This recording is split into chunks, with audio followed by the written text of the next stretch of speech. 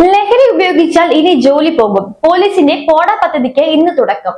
സ്വകാര്യ സ്ഥാപനങ്ങളിലെ ജീവനക്കാർ ലഹരി മരുന്ന് ഉപയോഗിച്ചാൽ ജോലി പോകുന്ന പദ്ധതിക്ക് സംസ്ഥാനത്ത് ഇന്ന് തുടക്കമാവും. പോലീസ് നടപ്പാക്കുന്ന പ്രിവെൻഷൻ ഓഫ് ഡ്രഗ്സ് അബ്യൂസ് എന്ന പദ്ധതിയിൽ ആദ്യഘട്ടത്തിൽ സഹകരിക്കുന്നത് 25ഓളം IT കമ്പനികളാണ്. ഇന്ന് വൈകിട്ട് പോലീസ് ആസ്ഥാനത്ത് DGP റവാഡ ചന്ദ്രശേഖറും കമ്പനികളും തമ്മിൽ ധാരണാപത്രം കൈമാറും. പദ്ധതിയിൽ സഹകരിക്കുന്ന സ്ഥാപനങ്ങളിൽ ജോലിക്ക് കയറുന്നവരിൽ നിന്ന് തുടക്കത്തിൽ തന്നെ ലഹരി ഉപയോഗിക്കില്ലെന്ന സമ്മതപത്രം വാങ്ങും. അതിനുശേഷം കൃത്യമായ ഇടവേളകളിൽ ലഹരി പരിശോധന നടത്തും. അത്തരം പരിശോധനയിൽ ലഹരി ഉപയോഗിച്ചതായി തെളിഞ്ഞാൽ ജോലിയിൽ നിന്ന് പിരിച്ചുവിടുന്നതാണ് പദ്ധതി. ദക്ഷിണ മേഖല IG ശ്യാം സുന്ദർ തയ്യാറാക്കിയ പദ്ധതിക്ക് സംസ്ഥാന സർക്കാർ അംഗീകാരം നൽകുകയായിരുന്നു. മദ്യം, പുകയില ഉൽപ്പന്നങ്ങൾ എന്നിവയല്ലാത്ത ലഹരി മരുന്നുകളാണ് പരിശോധിക്കുന്നത്.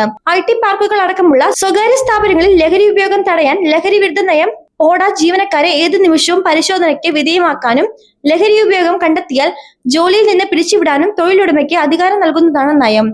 ജീവനക്കാരുടെ രക്തം, മൂത്രം, മുടി എന്നിവയാണ് പരിശോധിക്കുക. രാസലഹരി ഉപയോഗിച്ചാൽ 4 മാസം വരെ പരിശോധനയിലൂടെ കണ്ടെത്താനാകും. ലൈഫ് മലയാളം, കൊച്ചി.